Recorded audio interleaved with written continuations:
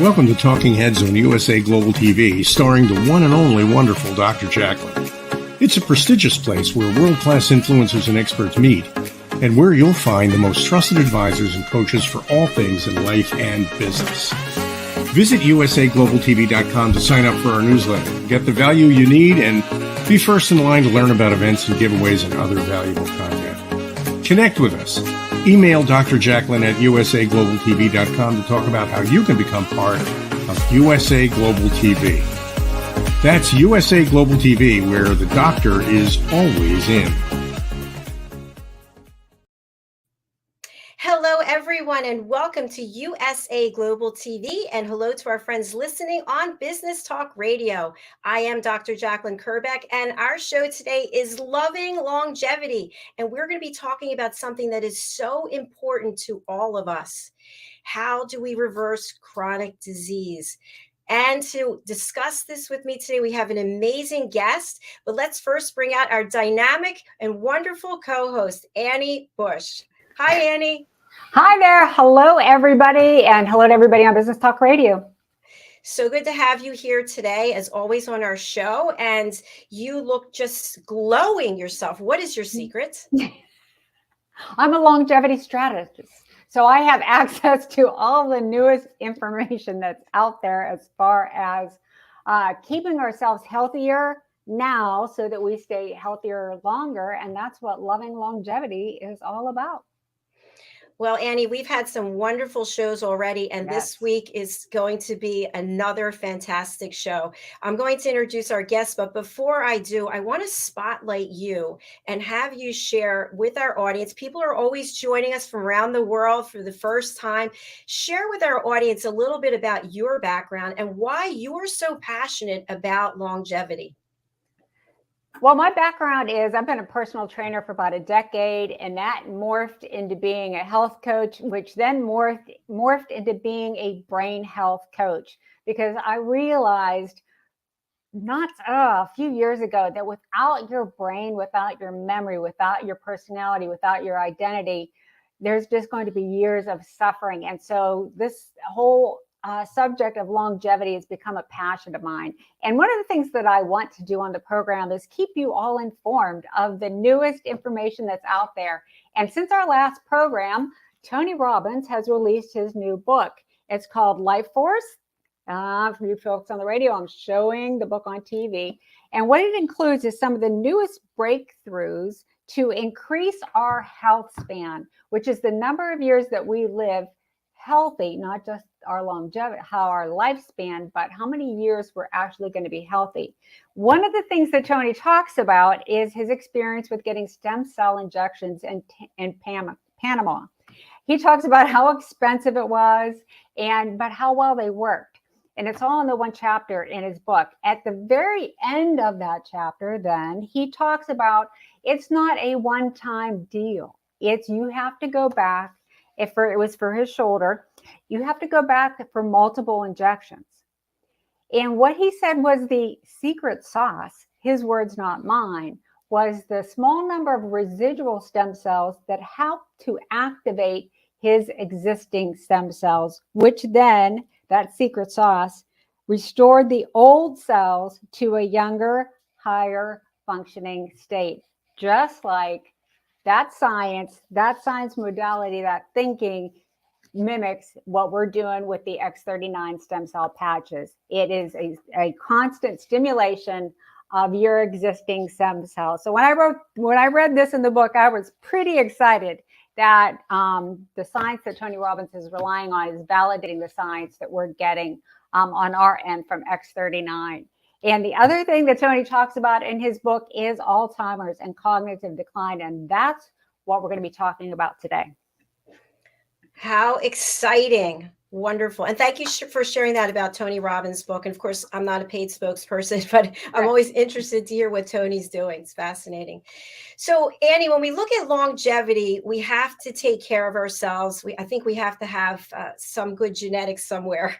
And we also have to realize that if our bodies are not performing at the highest level, what can we possibly do to change that?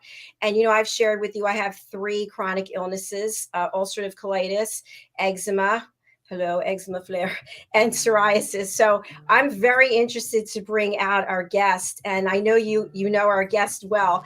Our guest today is Dr. Garland Glenn. He is the founder, owner, and clinical director of the Carroll Institute. He is a speaker and an expert at reversing chronic disease. Let's welcome him to the program. Hi there, Dr. Glenn. Nice to see you. Yeah, staying. Nice to see you guys too. Yes, and Dr. Glenn will be able to help you with all three of your conditions, by the way. Yay! Actually, yes. So the things that you mentioned just so happen to be autoimmune diseases. And based on some literature, some research done at Harvard back around 2010, published by Alessio Fasano, we now know how to, you can't cure an autoimmune disease, but you can put it into remission. So that's not exactly what we were going to talk about today, but that's all a part of it. And I'll tie something else to this as well. You mentioning Tony Robbins, the detox protocol that we use on our patients for heavy metals like mercury, lead, and things like that were developed by a colleague of mine, Dr. Shade, out in Colorado, using Tony Robbins as our patient. So there you go. Wow. So all of this stuff hooks together. It's fascinating. Right. So, and we're going to talk about all the new technologies that you use there at the Institute to assess and identify and treat. And yes, Dr. Shade's push catch detox system is amazing. Yeah, it's very good, especially for heavy metals. Yes. Mm-hmm. Yes. All right. To get started, I'll tell you what, let's just dive right in. Is it possible to reverse cognitive decline and Alzheimer's? And if so, how? Well, first of all, the answer is absolutely. The second answer is it becomes a little bit, it's, how would you say, it's complex. It's not a simple problem. Now, what a lot of people don't realize is that what we call modern medicine is based on a 20th century model. And that model is that there's one treatment for each problem. When it comes to cognitive decline, that is not the case. And cognitive decline, or dementia, is an umbrella term under which all forms of cognitive decline exist. The largest being Alzheimer's. That's the one people hear about the most, but the others are vascular dementia, Lewy body dementia. That's when you have the crazy hallucinations. Parkinson's is under that umbrella. What we know now, based on research done by my mentor, the person who trained me out at UCLA, Dr. Bredesen, is that so far to date, we have identified 36 different things that cause cognitive decline. Most people, because you live, will develop problems with at least several of those, if not more. By the time somebody develops something called mild cognitive impairment. So what's that? Well, mild cognitive impairment is when people who know you well can tell that you're slipping, but somebody who doesn't know you couldn't tell that you're slipping. By the time you reach that mild cognitive impairment stage, the average person will have at least 10 different things going on that are affecting their brains. And those things can be anything from blood sugar regulation problems. So right now, 40% of Americans are diabetic. That's a huge problem.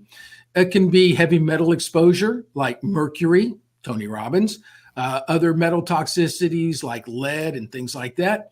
They can be biotoxins, things like funguses and viruses and molds, hormonal problems. In other words, there's an entire cascade of things that when they get together, they start to cause the brain to degenerate, or they start to cause it to decline.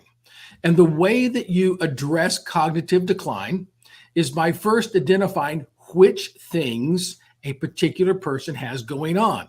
So you might have lived in a moldy house, or you might have played professional football like my uncle did for the Baltimore Colts when the Colts were in Baltimore. My uncle played pro ball. He was a center. What did he do? He spent all day, every day smacking his head against somebody. So you can have repetitive trauma. When you identify what the root causes are, then you can develop a protocol for addressing each one individually, and we prioritize them, and we go through one at a time, and we fix these things. And in the process of doing that, the brain, back to your stem cells that you mentioned just a few moments ago, the brain actually has stem cells inside of it. And we didn't know this until just a few years ago, that you actually have stem cells in your brain.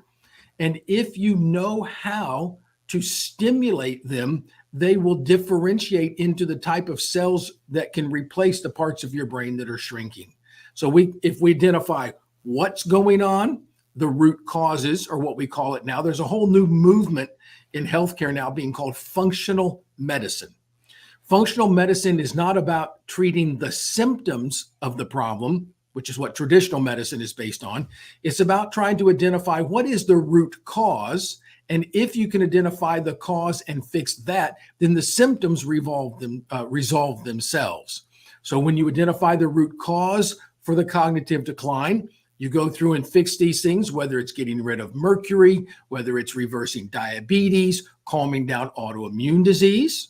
We mentioned that just a few moments ago. You can actually get an autoimmune disease that attacks parts of your brain. It's called cerebellar ataxia.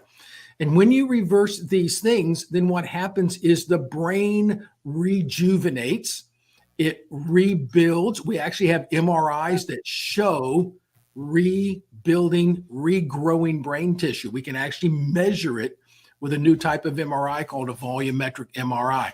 When you do that, you will see people's cognitive function return. And we see it in our office. We see it every day. This is what we do. This is the only thing that we do in our office is reverse cognitive decline. So yes, can you reverse it? Absolutely. If you know how to do it. That's what we do. Woo, fascinating. I got going there for a minute. I love to talk about what I talk about. That's right. The show's about you. That's why we have you here. So don't worry about it. All right. Y'all look better than I do, though. No, I'm just kidding. Funny spot. I have a question. So I'm really excited based on, I shared that I have autoimmune diseases. So is this an opportunity for everyone, or are there certain criteria that a person has to meet in order to be a candidate to have this reversal? You have to be above ground and still breathing. Okay, yay. That's our criteria. No, on a more serious note, by the time a person gets to where they can no longer perform their activities of daily living, that means they can no longer get themselves up, get dressed, do their, their bathroom stuff, and so forth. By the time you get there, you have a lot of different brain functions that have been shutting down. So that's the line that's where we draw the line. If you're going to put it in stages, that would be about stage 6 Alzheimer's.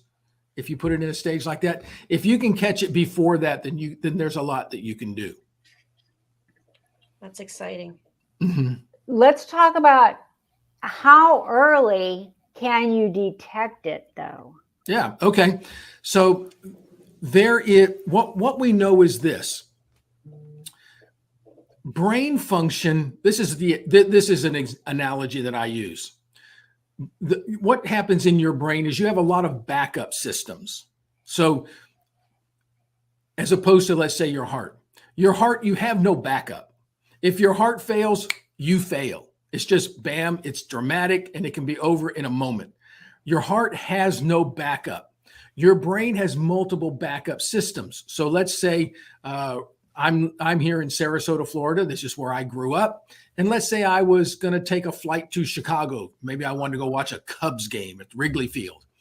So if I were on the plane flying up there, I'm sitting back, in the cabin. If the navigation system for the plane went out, whoever's running navigation up in the cockpit just switches over to the backup. Sitting back in, economy, I'd have no idea anything was wrong. And if that system went out, they'd switch over to the next backup. You wouldn't notice that there was a problem until you looked out the window and you could see the interstate and you could count the cars on the interstate, because at some point, somebody has to pull out the charts and go back to doing it the old way. When it comes to brain shrinkage, these things can be progressing for anywhere to up to 20 or more years before you actually begin noticing symptoms. So what are the first symptoms you notice? You reach for a word and it's not there. So you do some kind of a dramatic pause, you clear your throat, you come up with another word, and off you go, and nobody's the wiser. You open the refrigerator door, and for just a moment, you can't remember what, oh yeah, that's right, I was wanting, I wanted the ketchup or whatever it happened to be. This progression can take anywhere from 20 or more years in some people.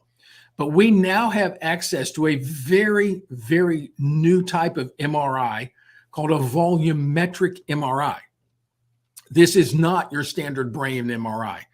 But with a volumetric MRI, we can detect shrinkage in the brain up to 20 years before you have that first senior moment. And we are actually hoping, Dr. Bredesen in particular is pushing really hard. We would like to see a volumetric be a part of everyone's workup at, let's say, 55 or 60 years old. They say when you're 60, everybody should have a colonoscopy. I'd rather have a brain MRI. I'm much more concerned about how my brain is functioning. So that's with brain MRIs, we can pick up brain shrinkage up to 20 years before you get the first symptom or senior moment. It's great news. Yeah, it is.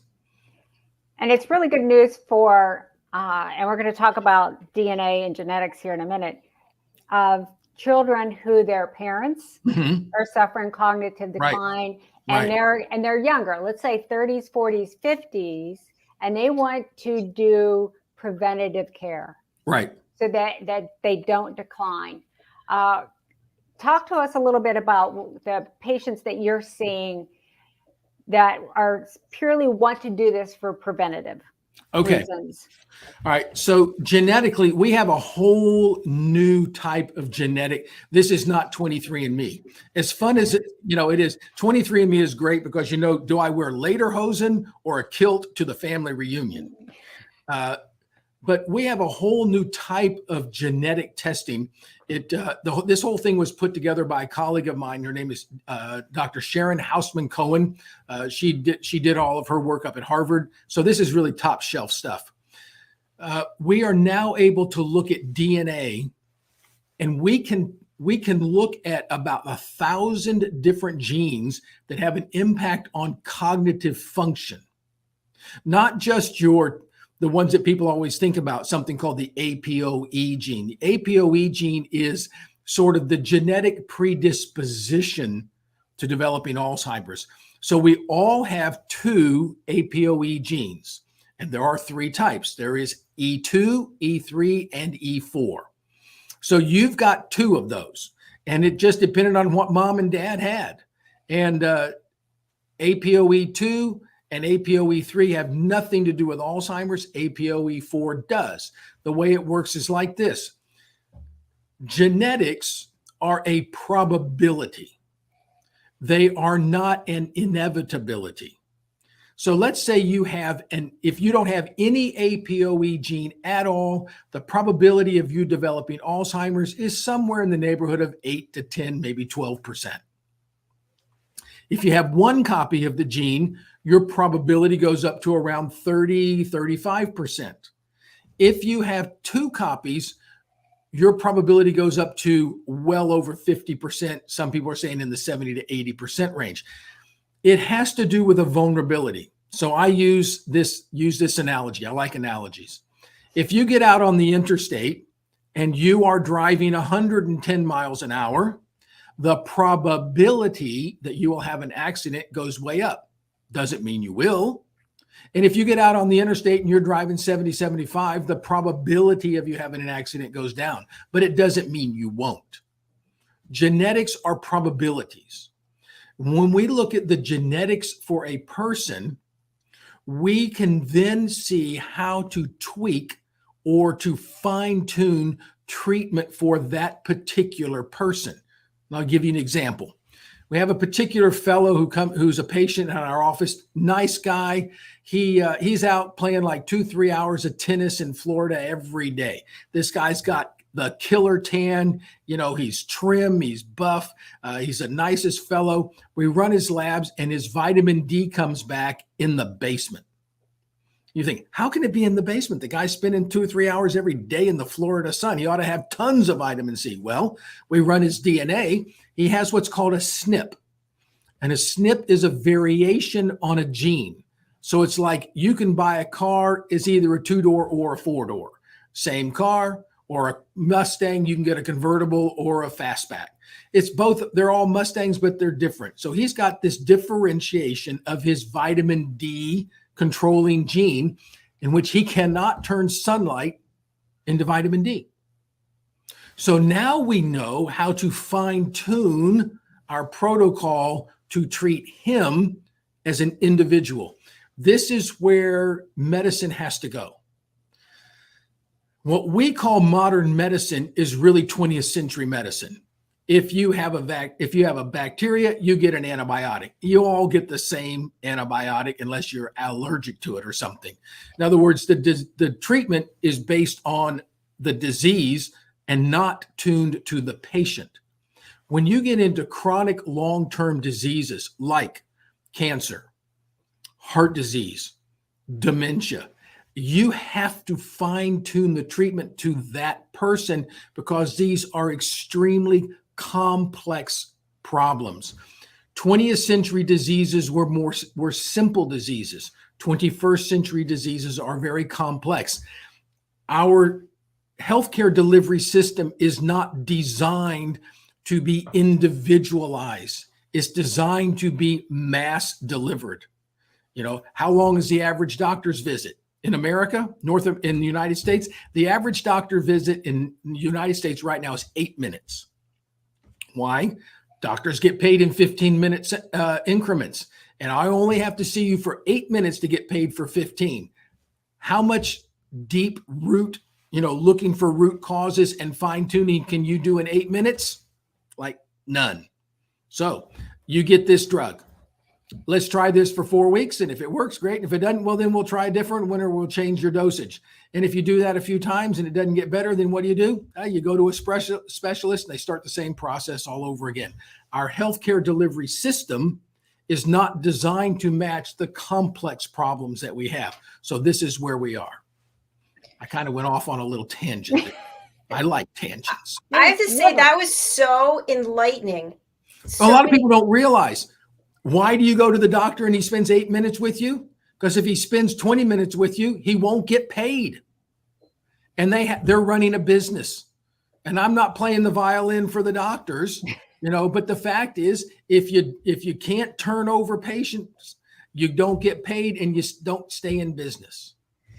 Makes sense. I just went to the doctor this week about my eczema situation, and the doctor said, okay, what do you think's wrong with you? Okay, what do you think you need for it? Okay, thanks. Give it to her. I'll be back. And never came back. I was like, okay, nice. 5 minutes. But anyway, it worked out. We have a question from one of our team members, Diane Floyd-Bain. I think you mean, when patients go in for their yearly physical, can we ask our internal medicine doctor to, ask for your patients to receive a volumetric MRI? All right, here is the dilemma. And let me preface this by saying that 95% of all the litigation on the planet is filed in the United States of America. Okay, I hear somebody laughing. That's me. All right, now, this is the way this works. If the doctor runs a test, he becomes ethically responsible, i.e., liable, for whatever those results show.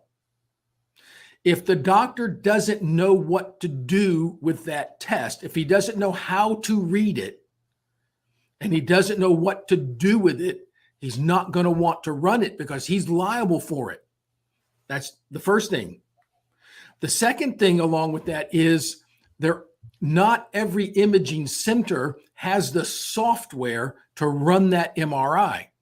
There are two companies that provide software for this. There's NeuroQuant, and that's what I use in my office, and there's NeuroReader. And they're equally good. I like NeuroQuant because I think the report is easier for my patients to understand. That's why I use NeuroQuant. But your typical average imaging MRI, CT scan clinic is probably not going to have that software. So your internist may not have ever even heard of it because it's pretty new stuff. This is a little factoid that most people are completely unaware of. In the current, I mean, as in the right now medical world, the clinical practice is 17 years behind published research. So what your doctor is practicing today is anywhere from 15 to 20 years behind the literature. So your doctor's probably never even heard of a volumetric MRI. I'm sorry, I'm waiting on your parade. Right. We've got another comment. Okay. Andre Holland, bespoke healthcare to customize your treatment with the Absolutely. That's right. And the other thing I'm going to offer is you can call our office, and I believe the number's up there, and we can have a conversation depending on what stage you are in. If you're in totally preventative mode and there's an imaging center near you, we may be able to arrange for you to go to that imaging center, have the volumetric MRI done, have it sent to Dr. Glenn, and he can do the analysis. Yeah, we can do that. We can do that. We can find the place. We can find the closest one to you and have you go there and get it run. And since you mentioned that, in case we don't come back to it or somebody has to get off the show, what we offer in our office, in our clinic, is we offer something called a free discovery phone call. In other words, it gives you a chance to call in, talk to somebody who knows what they're talking about. In this case, one of our coaches. Annie happens to be one of our coaches. But you can talk to somebody who knows about this and understands this. Tell them your story. Ask some questions. We are able to then sort of give you some well-informed next step advice. Should you come see us? Maybe. Should you see somebody else? Maybe, but that's what we need to, we offer that in our office. It's called a free discovery phone call. You get on the phone with one of our health coaches for about 15, 20, 25 minutes. You get to tell your story, ask some questions, and get some, and then we can kind of point you in the right direction. And for people who are listening on Business Talk Radio, just get your pen ready, pencil ready. The number is 941-350-7722. Mm-hmm. Yep. And if we could put that in the comments on the YouTube, and then so they'll have that in writing too, that would be awesome. All right, Dr. Glenn, I'm going to open the can of worms. Tony Robbins has the chapter of Alzheimer's, and there is one page, dedicated to the lifestyle changes that could prevent Alzheimer's. And the rest of the chapter is talking about things like single modality drugs and a vaccine that gets rid of the amyloid plaque. Sure. Okay. That's a can of worms. I know. But here's the way it works. Modern healthcare is based on what we call a monotherapeutic model. This model goes back to 1942. I mean, it's an actual particular date and patient.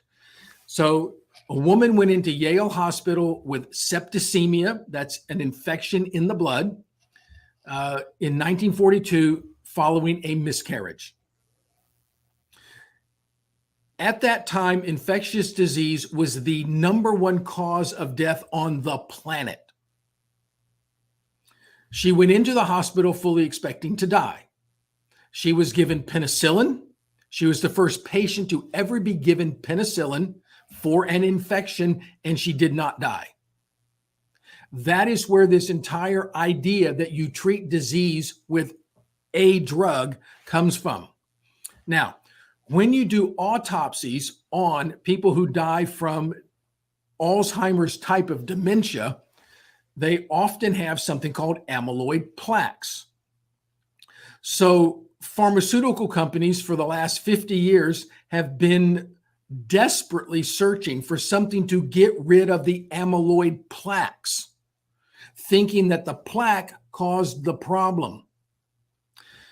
What we now know, and this has been in the literature, but remember, clinical practice is 17 years behind the literature. This has been in the literature now for a number of years. Amyloid plaques actually have antiviral and antimicrobial properties, indicating that the brain is in some way trying to protect itself from something. It may be trying to protect itself from a virus. It could be trying to protect itself from some sort of a mycotoxin like mold or a fungus. These things can get into your brain. They can get into your brain by breathing them in. They can get into your brain through your bloodstream if they leak through your gut and into your blood. And by the way, leaky gut has been demonstrated to be one of the three legs of the three-legged stool that is required to have an autoimmune disease. So what happens is when the brain is under attack, it tries to defend itself by creating amyloid plaques. Think of amyloid plaques like little castles. You build a castle to protect yourself from being attacked. If you take a drug that can get rid of the plaques, like the drug that came out last summer from Biogen, the FDA provisionally approved that drug. If you've heard of it, it's the one that's $56,000 a year. All right. It causes brain swelling and bleeding, and it makes people die. And they have until 2029 to prove that it actually works. And it was compared against our protocol, and we did much better. But companies can't make any money off of our protocol. But what this drug does is it gets rid of the plaques. But if you don't get rid of what's causing the brain to make the plaques, the brain continues to be attacked, it continues to shrink, and you continue to have cognitive decline. So getting rid of the plaques is a red herring, so to speak. It can be done. There are drugs that get rid of plaques, but getting rid of the plaques does not improve cognition because the plaquing is not the problem. It's the protective response of the brain to being attacked by one or more of those 36 things that I mentioned earlier. Wow. So until you stop the inflammation that's causing the shrinkage, you can remove plaque all day long, but the inflammation is still going to keep coming. It's like if you keep pulling the tack out of your bicycle tube or the glass, but you keep riding through glass, you keep getting a flat. The solution to a leaky bicycle tube is not a patch, it's to clean up where you ride. All right, so talking about cleaning it up where you ride, you mentioned our protocol. Yes. And the lifestyle changes. Can you give the listeners an idea of what's involved with that? The lifestyle changes, all right. When we look at lifestyle changes, the biggest thing is what we eat. And doctors that are honest will tell you that most doctors, they don't know zip about nutrition. The average doctor in the United States gets 18 and a half hours of nutritional training. Only 21 medical schools in the United States as of today even have a required course in nutrition. So doctors are really the last people on the planet you should ask about nutrition. You should probably ask your grandma, all right? But the way doctors are trained, and back in the 70s, 80s, and 90s, is eat what you want, your body will take what it needs, it'll get rid of the rest. Well, that kind of worked okay until we started doing two really big things with our food supply. We started to genetically modify our food. Now, food isn't the same thing. When you eat wheat, let's say that's a big one right now, this whole gluten wheat thing. When we were kids growing up, wheat fields were 5 and 6 feet tall. They were amber waves of grain flowing across America's heartland with purple mountains in the background or whatever, right? Wheat fields now are 18 to 24 inches tall. What we grow now as wheat isn't anything like what we grew 50 years ago as wheat. Wheat was hybridized by a fellow named Norman Borland at Texas A&M in 1968. It is a different plant, but when you grind it up and make Wonder Bread out of it, it tastes like bread. Well, what they started doing in the mid-90s, not only were they changing the food, is they started to spray our food with pesticides in 1994. As industrialized farming took over from smaller farming, one of the things they did is they wanted to be able to spray crops to get rid of bugs and weeds and all this stuff. So they did. And the active ingredient in the name brand, which is out there, is called glyphosate. And glyphosate does a lot of bad things. So don't read the news on this, okay? As a matter of fact, I was listening to an interview yesterday with Dr. Stephanie Seven, who did bachelor's, master's, PhD, all at MIT. This woman is the world's leading expert on glyphosate. This stuff does some really nasty stuff. But when you start genetically modifying your food and then you're spraying it with pesticides, glyphosate, and so forth, before you harvested it, nobody's standing out there in the wheat fields washing this stuff off before they grind it up and turn it into a bagel. So what you do now, when you eat wheat products, let's say, grown in America, North America, you're eating Roundup. It just is. This stuff does a number on your gut. It destroys your intestinal lining. It generates an inflammatory response. It produces something called leaky gut, which is a scientific fact. So even if you don't think it exists, it does. When you have a leaky gut, you get undigested bits of protein into the blood that shouldn't be there, and you develop an immune response to them. Now, you can develop immune responses to your brain, or you can develop immune responses to connective tissue or skin, and you can end up with eczema, psoriasis, all these types of things.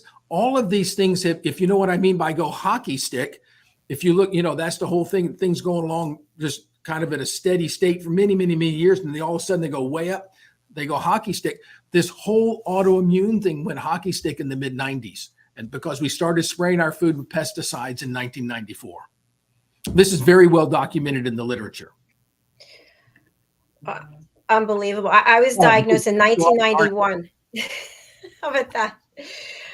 We do have a follow-up comment from Andre. I live in the UK. I have lupus. Is this a service you provide? And he also follows up with what an eye-opener. Mm-hmm. All right. So lupus is an autoimmune disease. And what we know from the research published by Dr. Alessio Fasano. Alessio Fasano, he was a researcher. He's a medical doctor and researcher. Initially, he was at the University of Maryland, where he discovered something called zonulin. Zonulin is a chemical made by the intestinal lining when it becomes irritated or inflamed, and it breaks down the tight junctions and it creates a leaky gut. Fasano eventually went up to Harvard. He now teaches pediatrics at Harvard Medical School and runs a pediatric gastroenterology department at Massachusetts General. So this is Dr. Fasano is a heavy-hitting guy. He's the real deal. What he has demonstrated is that in order to have an autoimmune disease, you have to have three things. You have to have a genetic predisposition. You can't turn a gene on that isn't there.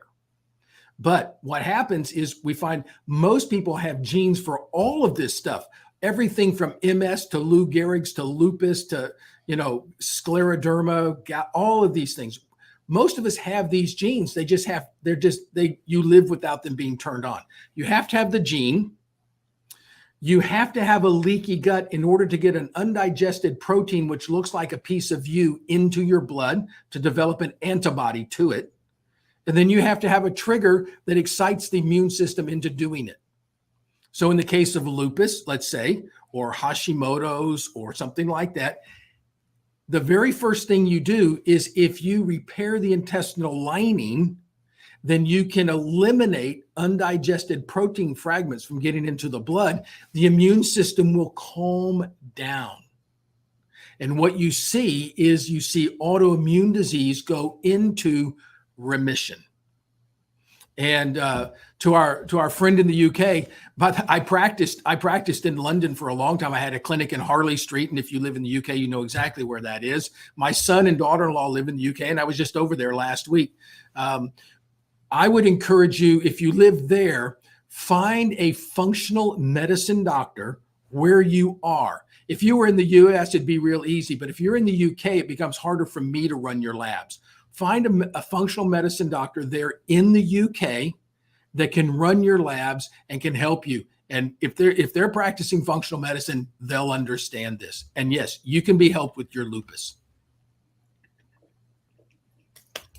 So I still have my UK license, by the way. I can't order the labs for you from where I am. So there you go. Now, besides nutrition, what are those other lifestyle factors and changes? The other ones, I got off of nutrition. Other lifestyle factors, sleep. Sleep is way more important than anybody. You know, we even have this tendency to treat sleep like, oh, I only need 3 hours. That's not good. It's not a badge to wear on your chest. You know, I can live on 4 hours of sleep. That's not good. Sleep is important. Exercising properly.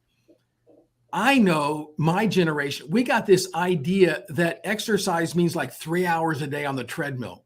That's not what you have. Exercising for your brain is very simple, and it doesn't take a long time. You've got to make sure that you're detoxifying properly. And if you have heavy metals or toxins built up, you got to get them out. All right. So we got sleep, exercise, detoxification, what we call mindfulness or stress reduction. When you're stressed, you create a cascade of hormones that are very, very damaging to your brain. Do you need supplements? You might. You know, some people are very supplement averse. Some people are taking a bag full of stuff. You might need supplements, but you need to be taking what you need and not just, you know, any old thing. The other thing you need is stimulation. In order for the brain to work properly, it has to be stimulated. And this is something that we noticed with COVID is when people would go into, you know, our lockdown thing and they weren't getting a lot of social interaction. I saw a lot of my patients declining because they weren't stimulating their brain. So what do we got? We got diet, sleep, the exercise, stress reduction or mindfulness, getting the right supplements, detoxification. Annie, did I miss one?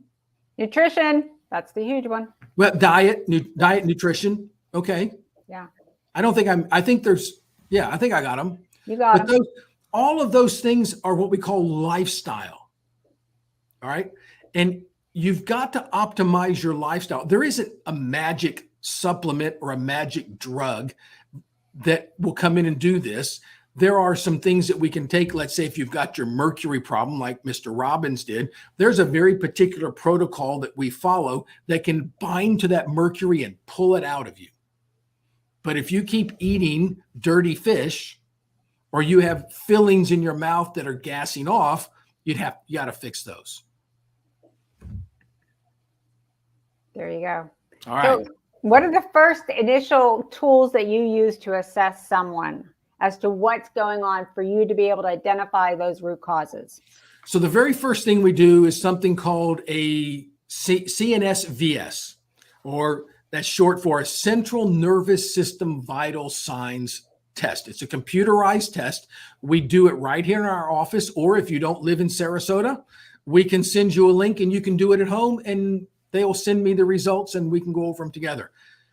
In other words, we want to know how well does your brain work? So we can take about a 30-minute computer test and it will tell us how good is your memory? What's your reaction time? Can you organize things? Can you do executive functions? And all of these sorts of things takes about 30 minutes. So we look and see, how well does your brain work? Then if it's not working well, then we do the MRI to find out, where is it shrinking? Because if I can identify where it's shrinking, then I know the things that tend to attack different parts of the brain. So mold and heavy metals likes to attack a part of your temporal lobe, all right, where diabetes would attack the whole brain. So you might have mold get back into a certain part of your brain, but if you have diabetes everywhere. So you would see global shrinkage. Maybe you've had trauma. Maybe you were doing fine and you had a car wreck and you smacked your head. And so you might see shrinkage in a part of the frontal lobe, because this is the front, which is where you normally would hit the windshield, right in here. So we look at, how does your brain work? If it's not working well, we want to use the MRI to identify where is the shrinkage and how much is there. Once I know where you're shrinking, then I know which labs to run to go look for what we call the usual suspects. If the shrinkage is in a certain place, it's probably one of these guys. So I run those labs.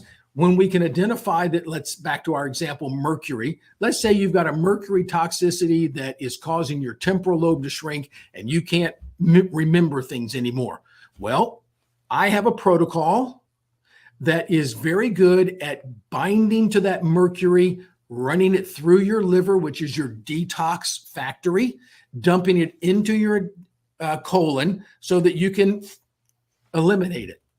So everything that we find, we have a protocol for fixing that. Did that answer your question? Yes, and we also run a very comprehensive blood lab. Yes. That you look for specific inflammatory markers. So Right. If someone thinks that they can go to their general practitioner and get blood labs run, and they will be able to see these inflammatory markers that you use, it's not. No, these are very special labs. I actually have my own panel at LabCorp.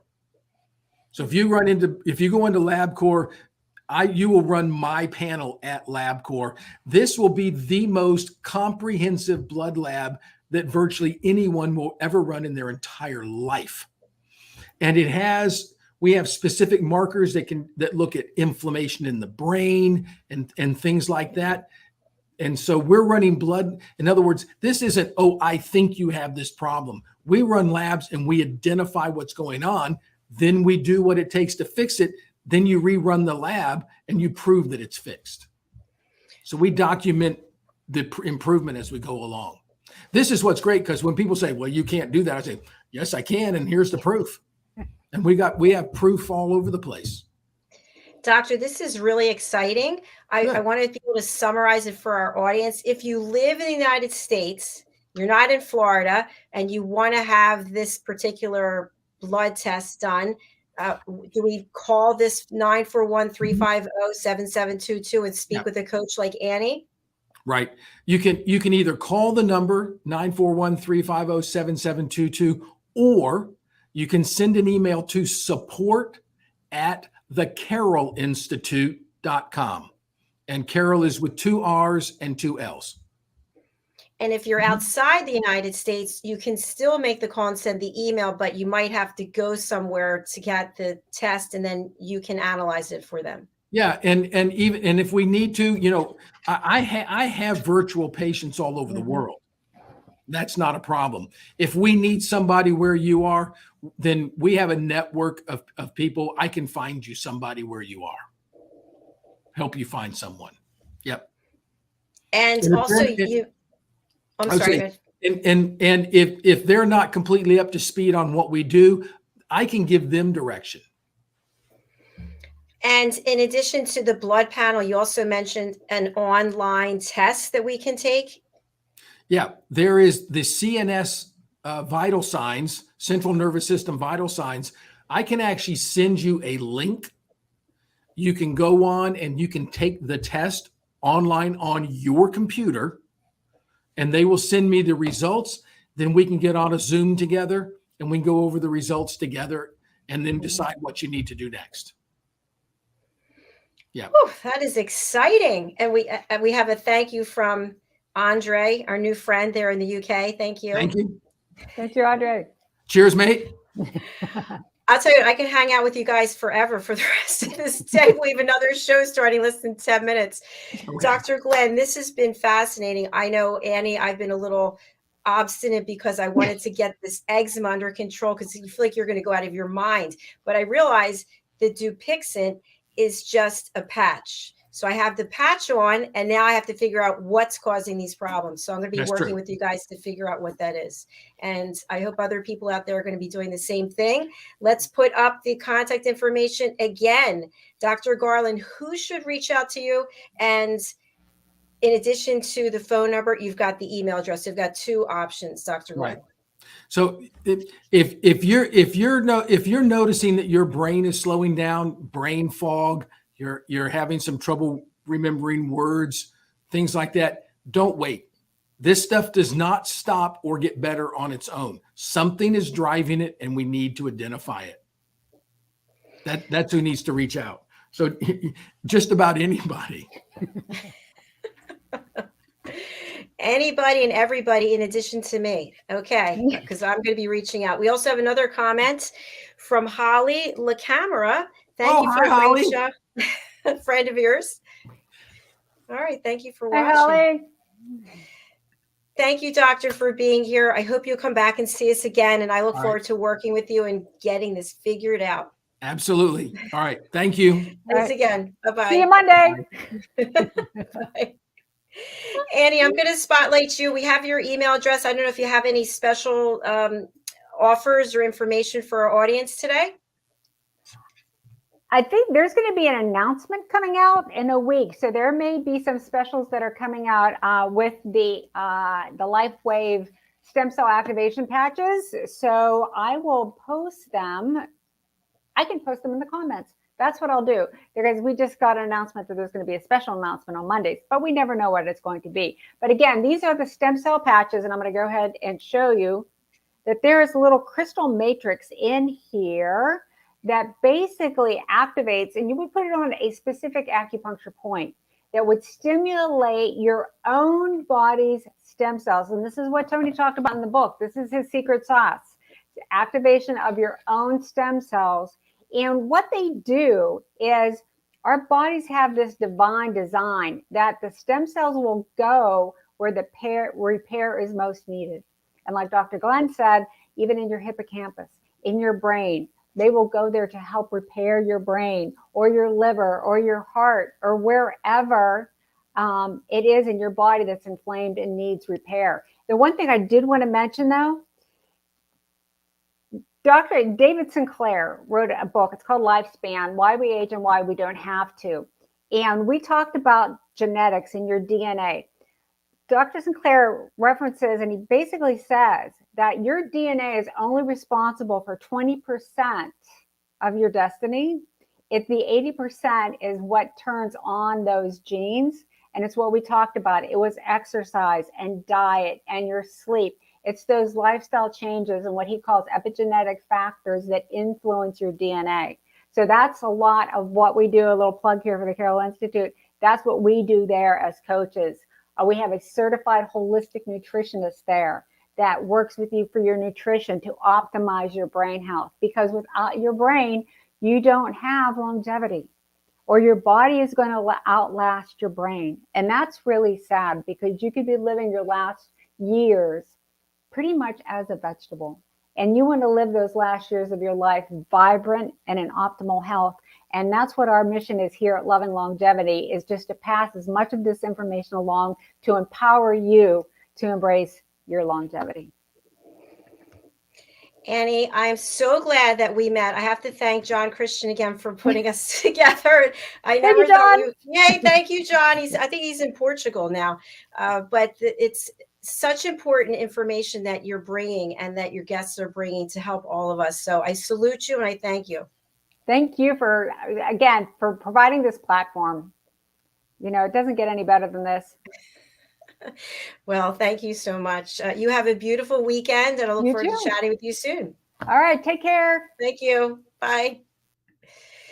We have so many wonderful experts that come here. I'm just so grateful and honored. And for all of you who are watching us I see you over there on YouTube and LinkedIn and Facebook. Thank you so much for being here. While you're over on YouTube, could you just click the little subscribe button so you can be aware of all of our shows? We have 22 shows a week. We've got people joining us from all over the world.